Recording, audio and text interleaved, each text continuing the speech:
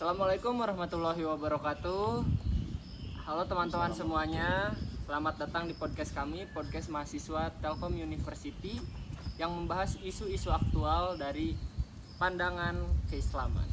Nah, dari isu-isu aktual ini kita akan bahas tentang mengangkat tema yang cukup sensitif nih. Yang baru-baru ini kalian harusnya tahu ya, yang cukup sensitif terus kontroversial, terus juga sering jadi perdebatan nih antara kaum wanita dengan kaum pria, yaitu tentang LGBT.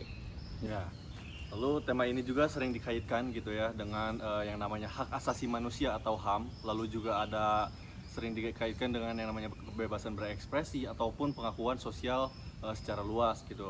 Namun sebenarnya bagaimana sih Islam memandang fenomena LGBT ini? Menurut pandangan Islam sendiri gitu ya, apakah Islam menolak manusia untuk melakukan LGBT atau bahkan menerima tapi ada konsekuensinya?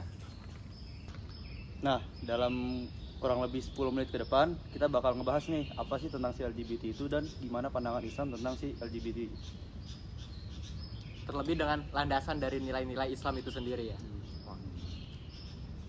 Selanjutnya kita akan masuk ke bagian pengertian LGBT dan isu HAM. Menurut saudara Setiawan, apa sih itu LGBT? Apa yang Anda ketahui tentang LGBT?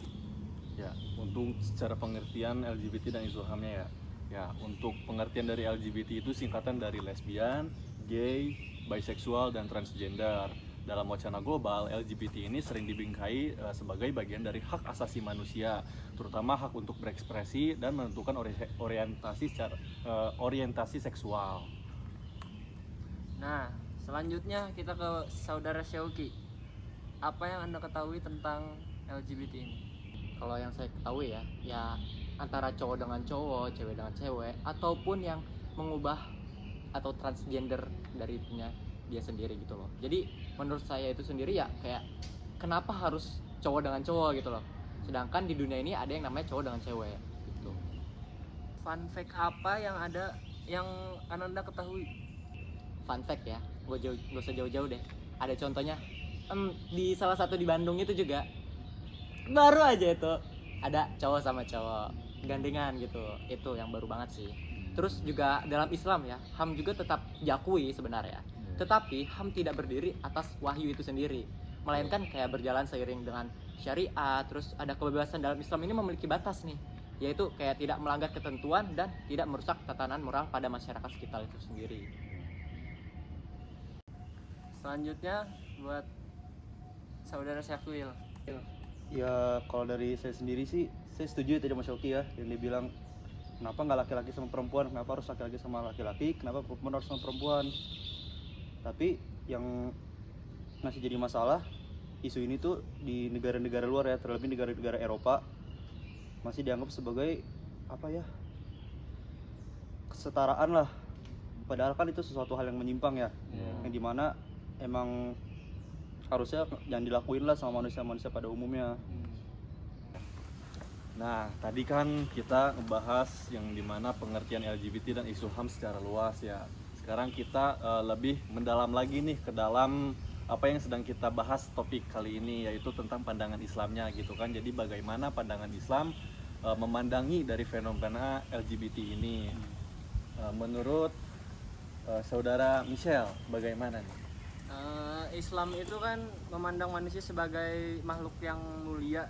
Ya, betul. Setiap manusia wajib dihormati tanpa terkecuali. Betul. Namun Islam membedakan antara pelaku dan perbuatannya, perilaku dan perbuatan. Perilaku LGBT secara tegas dilarang dalam Al-Quran. Betul. Dijelaskan juga dengan contohnya yaitu kaum Nabi Lut yang diazab karena menyimpang dari fitrah penciptaan manusia. Nah, dari contoh kasus yang diberikan dengan misal ini, ada nggak sih ayat atau firman yang berkaitan atau bersangkutan terlebih? Kalau untuk masalah LGBT ya ada sih sebenarnya di Quran surah Al-A'raf ayat 81. Allah berfirman yang artinya itu sesungguhnya kamu mendatangi laki-laki untuk memenuhi nafsumu, bukan kepada perempuan. Sungguh kamu adalah kaum yang melampaui batas. Berarti ayat ini tuh kayak menunjukkan bahwa Islam ini menolak praktik atau perilaku LGBT itu sendiri ya. Bukan membenci manusianya, tetapi LGBT-nya itu dan perilakunya. Terus Islam juga tetap terbuka ya, membuka pintu taubat bagi siapapun yang ingin bertaubat dan kembali ke jalan Allah, tapi dengan bersungguh-sungguh.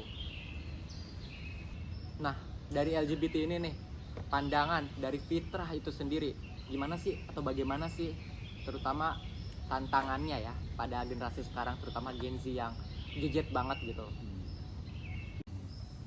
Nah, untuk fitrah itu Islam mengajarkan bahwa manusia diciptakan secara berpasang-pasangan antara laki-laki dan perempuan, bukan laki-laki dengan laki-laki atau perempuan dengan perempuan.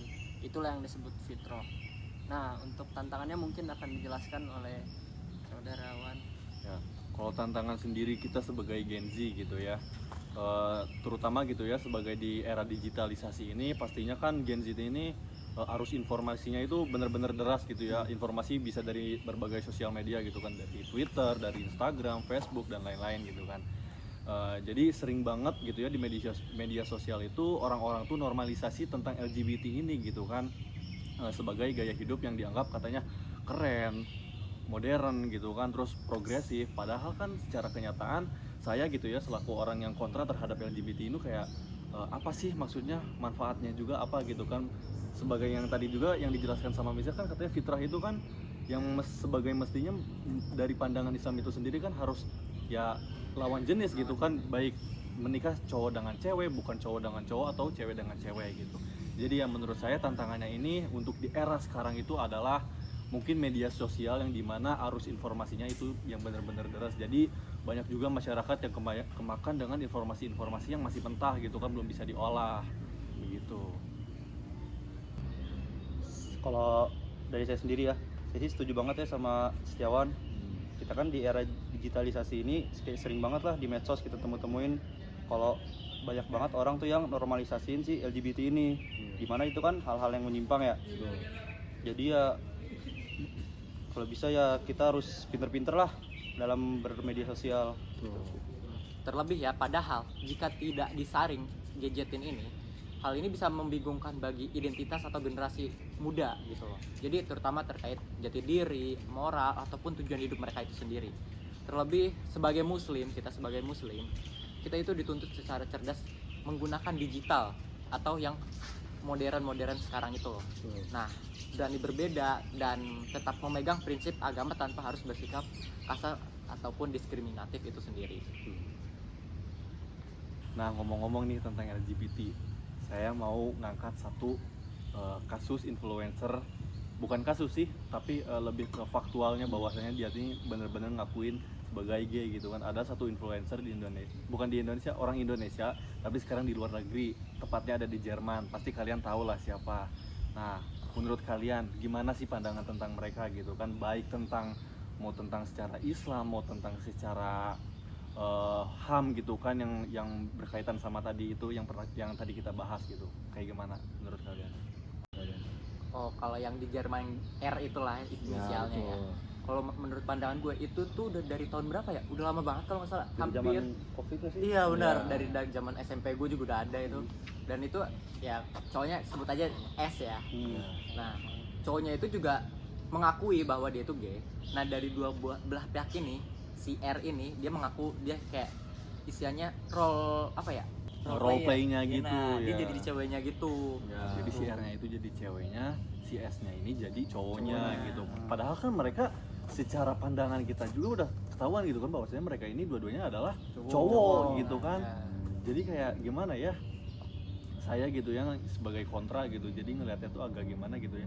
Tapi secara HAM gitu ya, ini sebenarnya bisa diperdebatkan gitu kan, kalau misalkan di luar dari agama, secara HAM gitu ya, kalau misalkan ada LGBT di Indonesia gitu, secara eksplisit hukum LGBT di Indonesia tuh belum ada.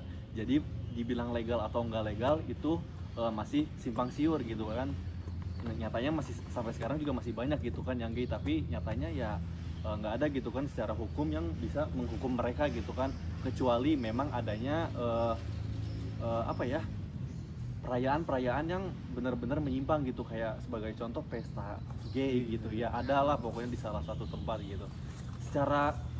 Secara hukum gitu ya, kalau namanya gay itu nggak ada larangan gitu kan, mau legal ataupun ilegal di Indonesia gitu kan, karena secara hukum eksplisitnya belum ada.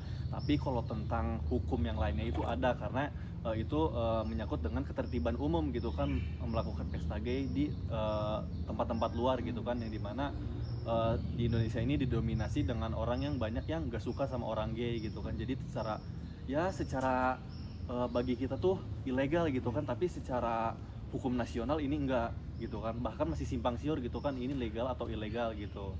Jadi ini masih bisa diperdebatin sebenarnya kalau kita ngeluar dari agama. Kalau dari dalam agama lagi beda lagi pastinya. Kita sebagai Islam gitu ya, untuk selalu menjaga aturan yang diatur oleh yang maha kuasa gitu. Ngomong-ngomong nih, kita udah di closing nih dari acara podcast kita kali ini gitu kan, tentang LGBT gitu kan. Jadi dari pembahasan ini tadi kita dapat disimpulkan bahwa Islam itu menghormati manusia, tetapi tidak membenarkan perilakunya gitu kan sebagai LGBT yang bertentangan dengan syariat agama Islam. Nah, selanjutnya untuk isu LGBT tidak hanya dilihat dari sisi HAM semata, tapi juga harus dilihat dari sisi moral, sisi fitrah, dan nilai agama. Nah, untuk selanjutnya apa yang diharapkan dari podcast ini nih? Ya, semoga dari podcast ini kita bisa menyimpulkan hal-hal positifnya.